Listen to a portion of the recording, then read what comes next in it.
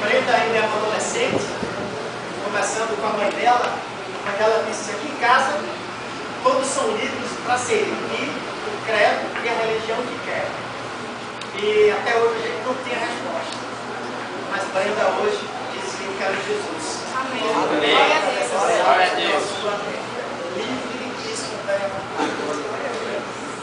Você reconhece Jesus como Senhor e Salvador da tua vida? Promete servir, honrar o Senhor em todos os momentos que Ele permitir que você viva.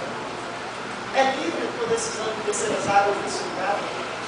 Você promete respeitar, servir aqueles que vão te presidir do Senhor neste lugar, com todo o teu esforço, força, pela tua declaração de fé e autoridade investida. Nós batizamos em nome do Pai,